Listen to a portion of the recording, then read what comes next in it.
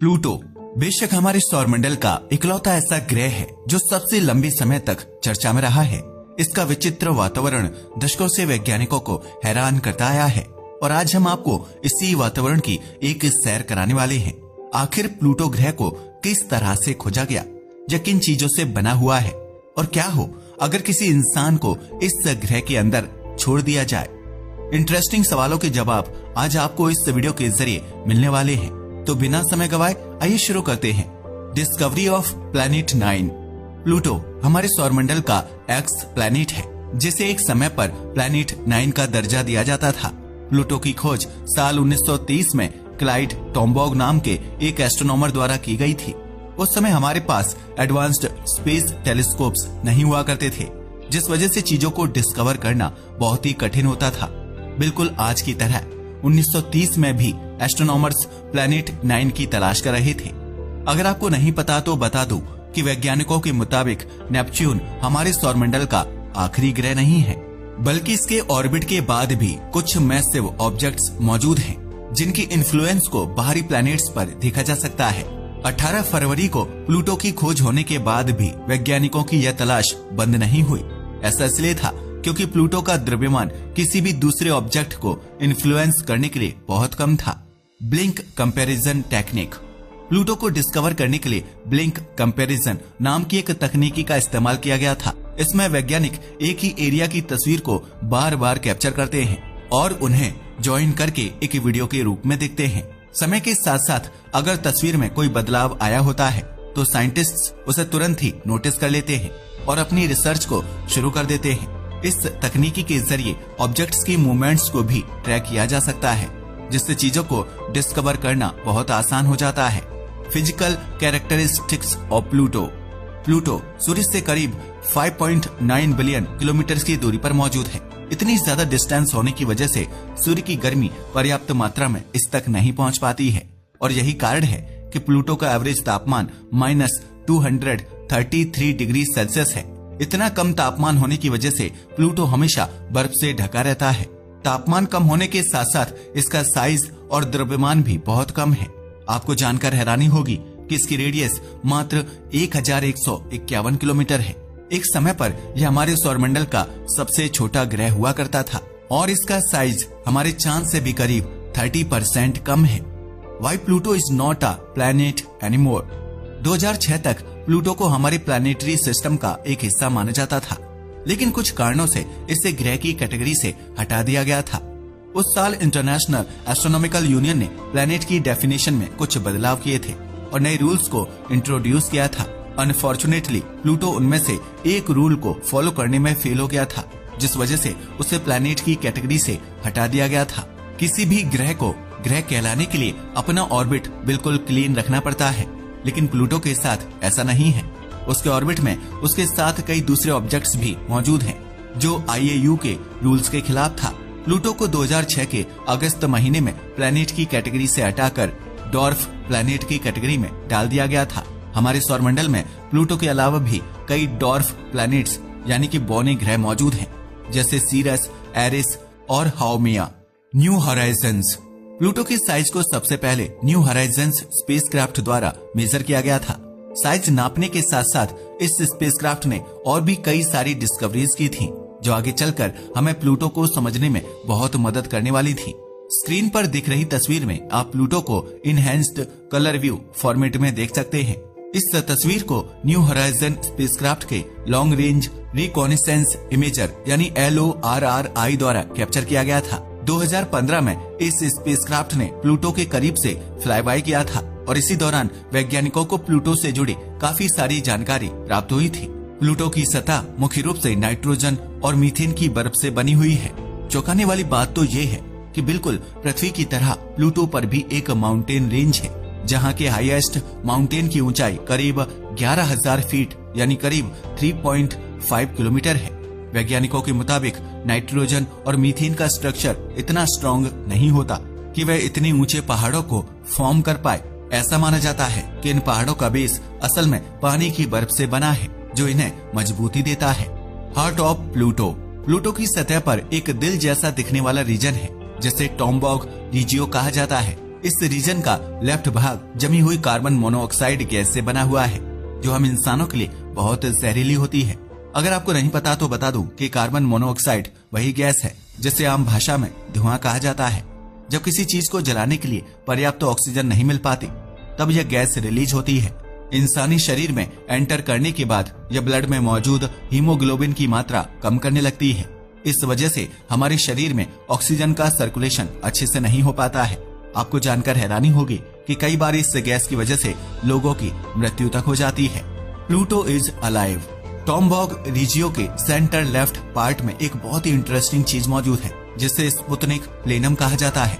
यह प्लूटो का सबसे यंग एरिया माना जाता है, जिसकी उम्र करीबन 10 करोड़ साल है।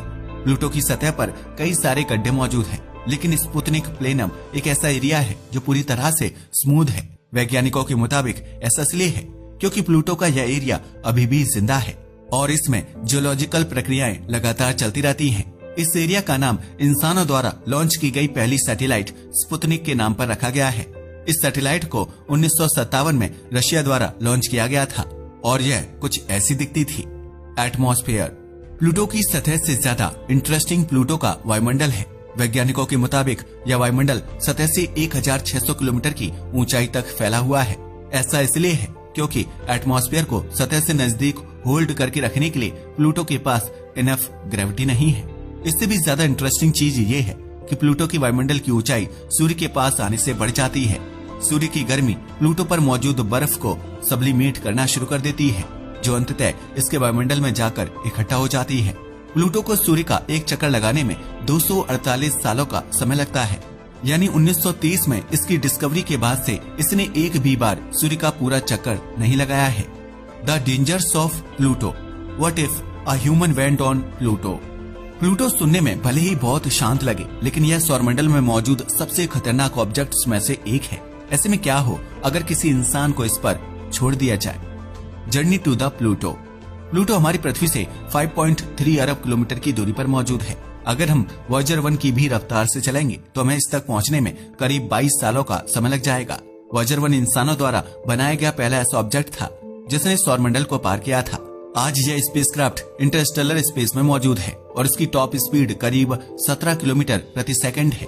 वैज्ञानिक इसके ज्यादातर इंस्ट्रूमेंट्स एंड कैमरों को बंद कर चुके हैं और धीरे धीरे यह अपने अंत की ओर बढ़ता जा रहा है। इंसानों द्वारा बनाया गया सबसे तेज स्पेसक्राफ्ट पार्कर सोलर प्रोब है, जिसकी रफ्तार 7 लाख किलोमीटर प्रति घंटा है। इस स्पेसक्राफ्ट को सूर्य पर स्टडी करने के लिए डिजाइन किया गया था और यह सूर्य के कोरोना में घुसकर अपनी ऑब्जर्वेशन को करता है। घबराने की कोई बात नहीं है। हम यहाँ पर कोरोना वायरस की नहीं बल्कि सूर्य के बाहरी वायुमंडल की बात कर रहे हैं, जिसे कोरोना कहा जाता है। पार्कर की रफ्तार से प्लूटो तक पहुँचने में हमें कुछ महीनों का ही समय लगेगा, जो वॉयेजर के कंपैरिजन में बहुत कम है। When you will reach close to Pluto। Charon. Pluto के नजदीक पहुंचने पर हमें एक इंटरेस्टिंग ऑब्जेक्ट दिखाई देगा जिसे चेरोन कहा जाता है। यह प्लूटो का सबसे बड़ा चांद है, जिसका साइज प्लूटो का आधा है। इतने छोटे से ग्रह यानी कि डॉर्फ प्लैनेट का इतना बड़ा चांद होना एक बहुत ही विचित्र बात है। यही कारण है कि हमें प्लूटो एंड चेरोन के रिलेशनशिप में कई सारी विचित्र चीजें दिखाई देती हैं। चेरोन प्लूटो का चांद होने के बावजूद उसका चक्कर नहीं लगाता है। यह दोनों ही ऑब्जेक्ट्स असल में एक कॉमन पॉइंट का चक्कर लगाते हैं, जिसे बैरी सेंटर कहा जाता है। चेरोन को प्लूटो का एक चक्कर लगाने में मात्र 6.4 दिन लगते हैं, जिसका सीधा सा कारण है प्लूटो का छोटा साइज। यह दोनों ही ऑब्जेक्ट्स एक दूसरे के साथ टाइडली लॉक्ड हैं, जो एक बहुत ही यूनिक चीज है। अगर आप प्लूटो की सतह पर खड़ी होकर चेरोन को देखेंगे तो आपको हमेशा उसकी एक ही साइड दिखाई देगी। कुछ ऐसा ही नजारा आपको चेरोन पर खड़े होकर प्लूटो को देखने में भी मिलेगा। अगर आपको नहीं पता तो बता दूं कि हमारी पृथ्वी का चांद भी पृथ्वी के साथ टाइडली लॉक्ड है।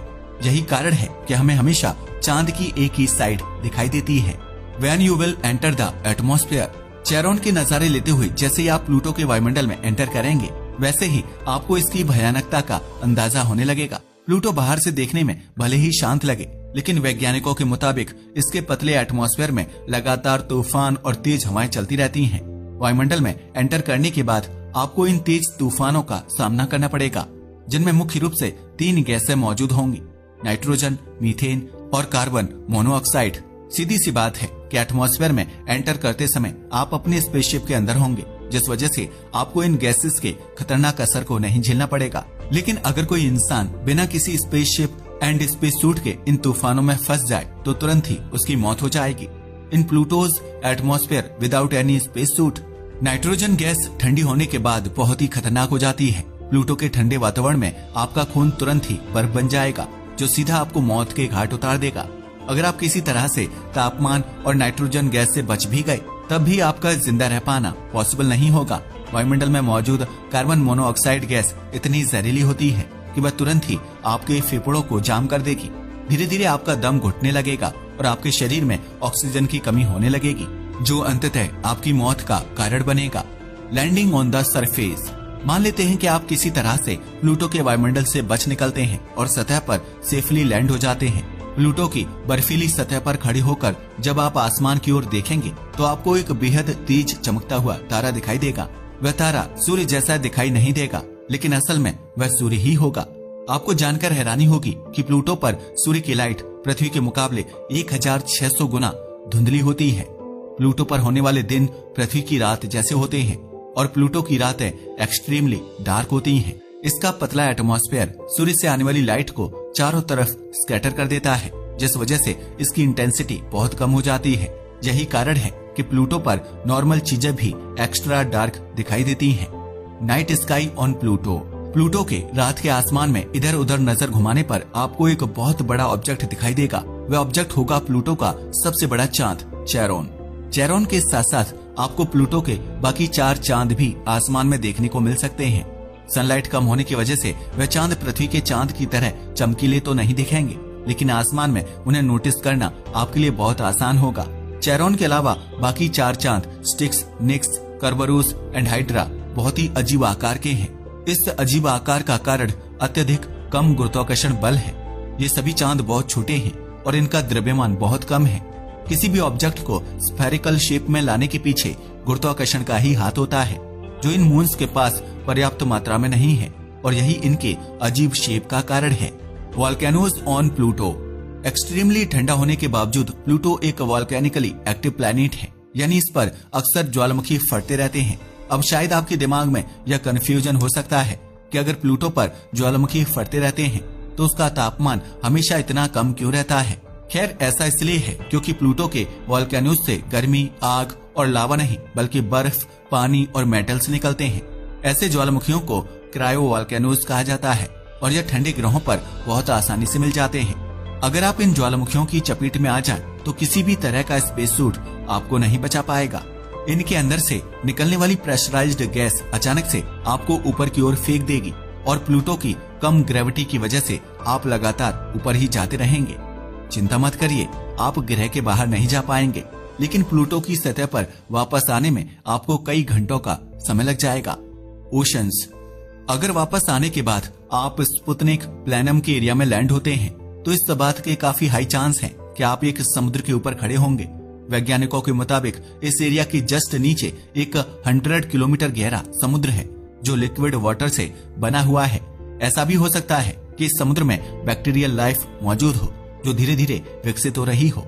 आउटर सोलर सिस्टम में ऐसे कई सारे ऑब्जेक्ट्स हैं जिन पर बैक्टीरियल लाइफ मौजूद होने के काफी हाई चांस हैं। इनमें से कुछ पर तो नासा अपने स्पेसक्राफ्ट्स भी लॉन्च करने वाला है। किसी भी इंसान का प्लूटो पर जिंदा रह पाना एक इम्पॉसिबल चीज है।